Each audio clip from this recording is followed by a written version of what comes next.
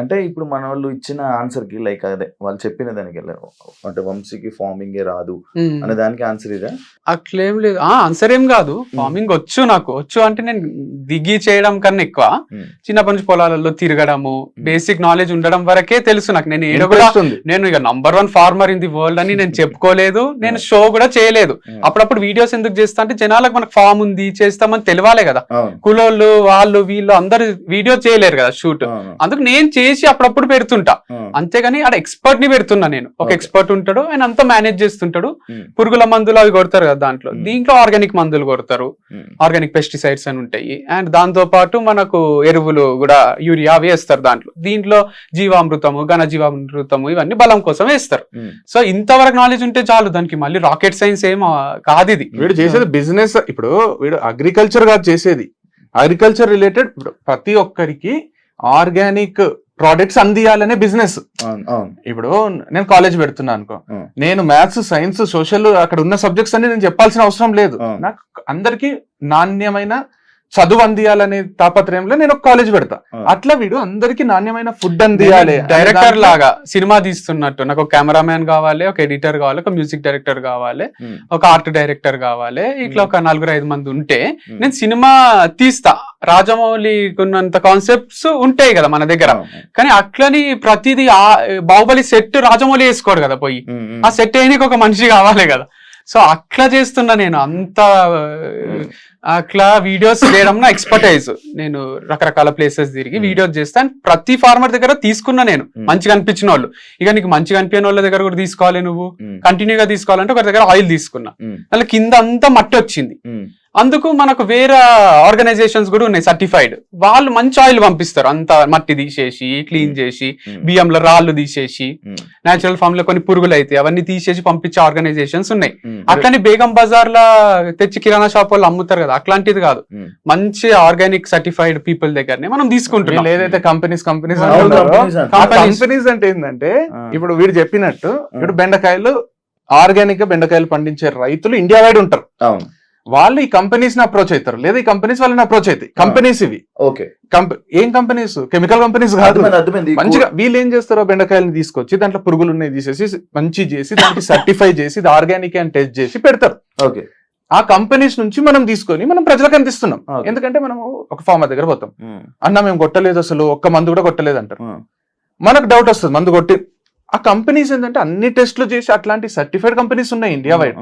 వీడేం చేసిండు, దాంట్లోనే బెస్ట్ దగ్గర నుంచి కొన్ని తీసుకొస్తున్నాడు. ఎందుకంటే ఫార్మర్స్ అన్ని సప్లై చేయలేరు కదా, 24/7 ఇయర్ 365 days అందరు ఫార్మర్స్ అన్ని సప్లై చేయలేరు. కాబట్టి వీడు వీళ్ళ ద్వారా ఇంకా బెటర్. అది ఇదన్నా మనం డౌట్ చేయొచ్చు, ఫార్మర్ దగ్గర ఒకరి దగ్గర పోతాము తీసుకొని వస్తాము, అది ఆర్గానిక్ కాదంటే మనం అంత కనుక్కున్నా కూడా కంపెనీస్ అవి దాని వెనకాల కూడా పెద్ద సిఇఓలు ఉన్నారు, XIAS ఉన్నారు, అందరు ఉన్నారు దాని వెనకాల. సో అదేదో ఊరికే స్టార్ట్ చేసింది కాదు.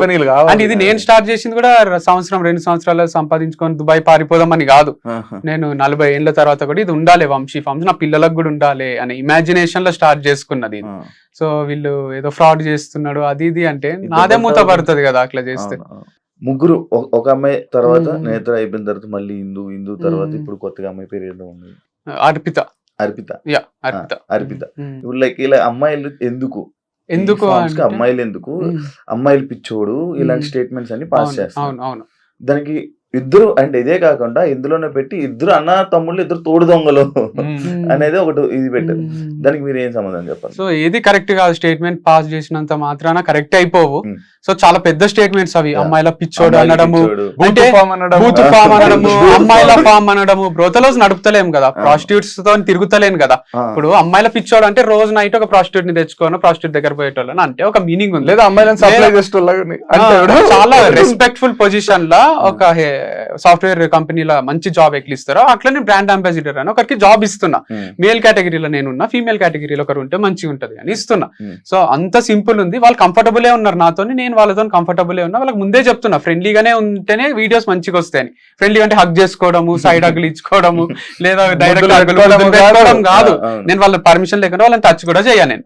సో అంత మంచినే ఉంది. అండ్ దీంట్లో అమ్మాయిల ఫామ్ అంటున్నారు, ఒక హెచ్ఆర్, మా మమ్మీ, ఈ పిల్ల, ముగ్గురే అమ్మాయిలు, మిగతా 23 మంది మగ పిల్లలే ఉన్నారు. మరి అబ్బాయిల ఫామ్ కదా ఇది. సో స్క్రీన్ మీద మీ ఇద్దరు కనిపించారు అంటే ప్రమోషన్స్ లో మంచిగానే ఇప్పుడు మాకు వీడియోలు చేయడానికి వచ్చేటోళ్ళే కనిపించాలి కదా.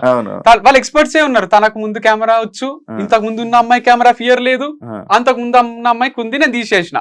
అట్లా ఇప్పుడు రకరకాల అమ్మాయిలు ఎవరైతే కెమెరా ముందు మంచిగా అనిపిస్తున్నారో, మంచి చేయగలుగుతున్నారో వాళ్ళని తీసుకుంటున్నా. కానీ నాతో ఫ్రెండ్లీగా ఉండాలి, నాకేదో హెల్ప్ చేయాలి అనేది ఉద్దేశం లేదు. మీరు అడిగి పోతారు కదా, కార్లు ఎంజాయ్ చేస్తారా, మీరు అడు ఉండి ఎంజాయ్ చేస్తారా అంటే అట్లా చేయాలని కూడా సీక్రెట్ గా చేస్తా కదా నేను. వీడియో ఓపెన్ గా కెమెరా ముందుకు వచ్చి నాకు ఒక ఫీమేల్ బ్రాండ్ అంబాసిడర్ కావాలి, తనే బ్రాండ్ అంబాసిడర్, ఇద్దరం కలిసి వీడియో చేస్తామని ఓపెన్ కెమెరాకి చెప్పారు కదా ఎవరు.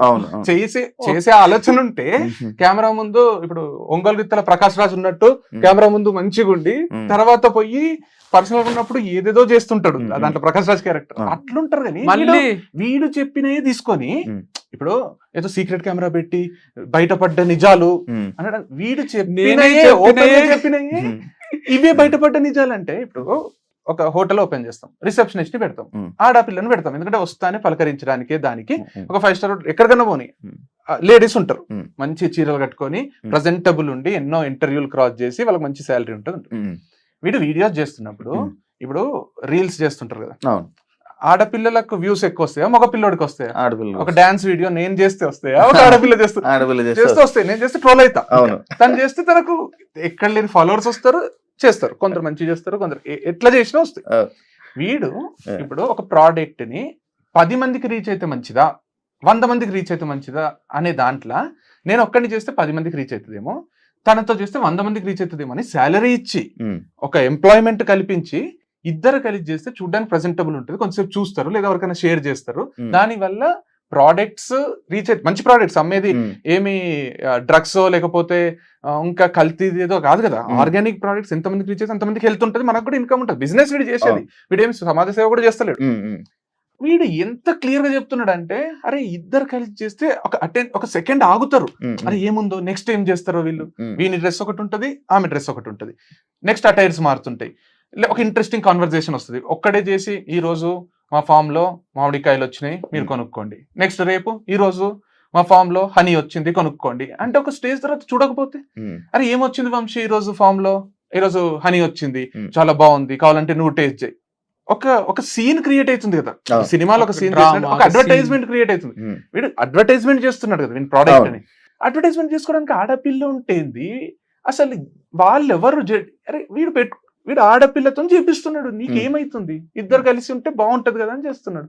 దానికి కూడా నువ్వు ఆడపిల్లని తర్వాత ఆడపిల్లని మారుస్తున్నావు అంటే, నెలకు ఒకరు మారుతారేమో ఈ జాబ్ నచ్చక, వాళ్ళు నచ్చక మనమే తీసేస్తాము, ఏమైతుంది? రోజు ఒకరితో ప్రమోట్ చేపించడం లేరా మార్కెట్ లో? రోజు ఒకరితో చేపిస్తే ఓకే, కానీ ఒకరితోనే రోజు చేపిస్తే నాట్ ఓకేనా? రోజు ఒకరితో చేపించడము, ఒకరితోనే రోజు చేపించడం, ఎంత తేడా ఉంది. 6 నెలలు ఉందా నీ దగ్గర? 6 నెలలు ఒకటే బ్రాండ్ తో చేపించినవా నువ్వు? ఎంత అద్భుతమైన క్యారెక్టర్ అని పొగడొచ్చు కదా ఇంకొక యాంగిల్. 6 నెలలు ఒకరితోనేనా? 6 నెలలకు ఒకరిని మారుస్తావా అంటే, అరే 6 నెలలకి ఏంది, 2 నెలలకే ఇంకొక కొత్త వాళ్ళు వచ్చి చేస్తారేమో ప్రమోషన్. వాళ్ళకి వేరే ఉపాధి ఉండదా? ఇప్పుడు ఎవరైతే మన వంశితం చేసిండ్రో వాళ్ళకి కూడా మార్కెట్ లో ఒక పేరు వస్తుంది, వాళ్ళకి వేరే వాళ్ళు నాకు చేయంటారు, వాళ్ళకి వేరే ఉపాధి, వాళ్ళకి వేరే చదువులో ఏమో ఉండయా. ఇక వంశితం లైఫ్ లాంగ్ అంటే 40 ఏళ్ళు ఒకరే చేయాలా అంటే ఏంది అంటే కాన్సెప్ట్? అంటే మేబీ వైఫ్ అండ్ హస్బెండ్ అయితే చేస్తుంటే మేము బ్రాండ్ కోసం మాత్రమే ఈ అమ్మాయిని తీసుకుంటాం, బ్రాండ్ వాల్యూ పెంచుకోవడానికే. అంటే మన బ్రాండ్ ఉందని మార్కెట్ లో తెలియాలి, ఎక్కువ రీచ్ ఉంటే ఎక్కువ సేల్స్ ఉంటాయి. తెలుగు స్టేట్స్ మంచి ప్రోడక్ట్ అమ్ముతున్నాం కదా మనం, మంచి ప్రోడక్ట్ అమ్ముతున్నప్పుడు నాకు నేనే ప్రమోట్ చేసుకోవాలి కదా. ఇప్పుడు విజయ్ దేవరకొండ వాళ్ళకి డబ్బులు ఇచ్చి ప్రమోట్ చేసే అంత ఉండదు కదా.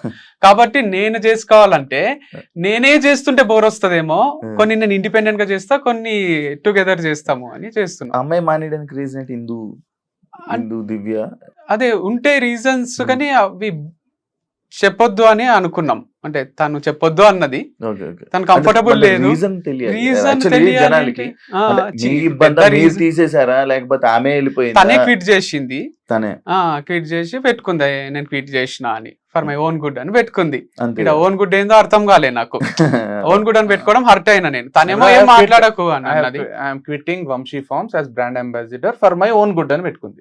I'm quitting Vamsi farms as brand ambassador. చాలు కదా, నేను కూడా నా మంచి కోసమే వదిలేస్తున్నా అంటే, నా మంచి కోసమే నేను తీసేసిన వీడు కూడా పెట్టొచ్చు ఫర్ మై ఓన్ గుడ్, నాకు సేల్స్ వస్తలేవు కాబట్టి తీసేసిన, ఏదన్నా అనొచ్చు. ఇప్పుడు మ్యూచువల్ గా మనం ఇంకా ఈ రోజు నుంచి మనం కలిసి వీడియోస్ చేయరాదు అనుకున్నప్పుడు అంతే రెస్పెక్ట్ తోని నువ్వు స్టేటస్లు పెట్టుకోరాదు, నువ్వు పోస్టులు పెట్టుకోరాదు. వంశీ పెట్టిండ ఒక్క పోస్ట్ అన్న ఒక్కసారి అని చెప్పిండ, నువ్వు కూడా అంత సింపుల్ గా విడిపోవాలి. కానీ ఏదో నాగ్ గా క్లెవర్ గా చేస్తున్నాము, నేను రోజు ఒక స్టేటస్ పెడతా, నేను ఇట్లాంటి పోస్టులు పెడతా అంటే తప్పు. స్టోరీస్ కూడా స్టోరీస్ పెడతా అంటే కర్మ విల్ టేక్ కేర్ అంటే ఏం టేక్ కేర్? అందుకనే డ్యూయల్ ఫేస్డ్ పీపుల్ అంటే ఎవరు? రెండు మొహాలు ఉన్న మనుషులు అనుకుంటున్నది. అదే అంటున్నా.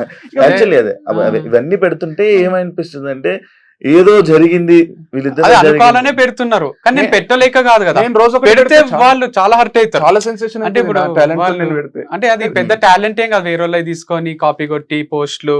మనమే మాట్లాడతాం కదా, ఇక మనం మాట్లాడితే వాళ్ళు అకౌంట్ ఎందుకుంది నాకు అనిపిస్తుంది. మాట్లాడినా నేను జనరల్ గా మాట్లాడినా మనం కూడా అనొచ్చు. ఇండైరెక్ట్ గా చేయడం అనేది ఆర్ట్ ఏం కాదు, అది పెద్ద ఆర్ట్ ఏం కాదు. మనము సాధించింది అంటే ఇట్లా చేయొచ్చు ఇండైరెక్ట్ గా. మరి అంత లేదు, అది మాట్లాడద్దు అనుకున్నప్పుడు మాట్లాడొద్దు. ఇప్పుడు విడిపోయేటప్పుడు ఏమైందంటే బ్రాండ్ గా వద్దు అనుకున్నప్పుడు నువ్వేం చెప్పకు, ఒక దగ్గర మంచిదే అనిపించింది, సోలోగా చేసుకోవాలనిపించింది. తర్వాత సోలో కన్నా ఇట్లా మళ్ళీ ఒకరితో చేయడమే బెటర్ అనిపించింది. సో నేను నా స్ట్రాటజీస్ నాకు ఉంటాయి కదా, నేను పనే చేస్తున్నా కదా. ఇదేమి నిజంగా నేను ఏదన్నా ఇల్లీగల్ బిజినెస్ చేస్తుంటే మీరు క్వశ్చన్ చేయాలి. నువ్వు ఒక అమ్మాయిని తీసేసినావు, ఇప్పుడు ఇంకొక అమ్మాయి ఎట్లా చేస్తావు నువ్వు అని అడగాలి.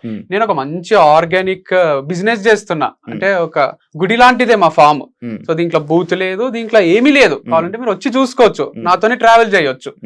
సో అంత కంఫర్టబుల్ ఉంటుంది నాతో, వాళ్ళతో నాకు ఒక్కరితో కాదు, మొత్తం 25 మంది ఎంప్లాయీస్ కి మంచినే ఉంటాను నాతో. స్టాఫ్ కూలీలు అంటారంట, అదే నాటకాలు ఎక్కువైనా మాట్లాడేటోళ్ళే కూలీలు అంటారు, లేబర్ అంటారు.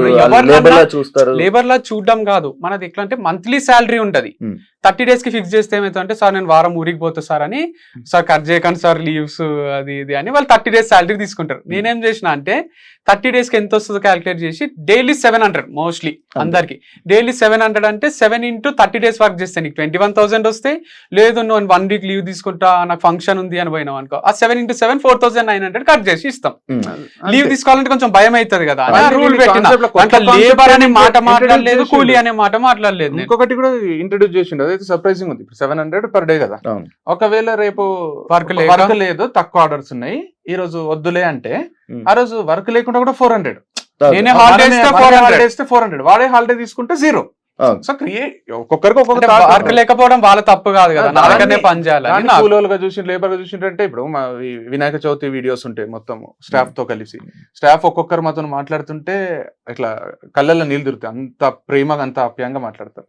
సో ఒక్కరో ఇద్దరు బయటికి పోయి వచ్చి ఏదో మాట్లాడితే అంత అంటే ఇప్పుడు నాకేమనిపిస్తుంది అంటే మాట్లాడు, నువ్వు ఎంతన్నా మాట్లాడు. అంటే మాట్లాడంటే నాకు నా లైఫ్ లోనే మొత్తం నా జీవితంలో నేను ఫస్ట్ టైం చూస్తున్నా, నా చరిత్రలోనే నేను ఫస్ట్ టైం ఒక కంపెనీ వదిలేసిన ఎంప్లాయ్ వచ్చి అంటే అడ్డు అదుపు లేకుండా, అంటే అసలు ఫస్ట్ టైం నేను ఎందుకంటే ఇప్పుడు ఎన్నో కంపెనీలు ఉన్నాయి, కోట్ల టర్న్ ఓవర్ చేసినప్పుడు.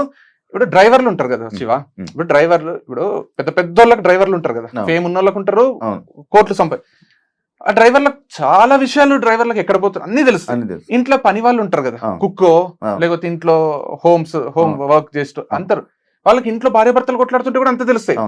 బయటకు వచ్చి మా సార్ ఎట్లా తెలుసా నాకు ఇట్లా అట్లా అని ఎవ్వరు ఇంతవరకు అట్లా ఒర్లిన మనిషిని చూడలేదు నేను. ఈ మనిషి మాట్లాడుతున్నాడు చూడు, ఇన్ని 7-8 రోజులు ఎంత 2 weeks ఎంత అయిందో షాక్ లో ఉన్నా నేను.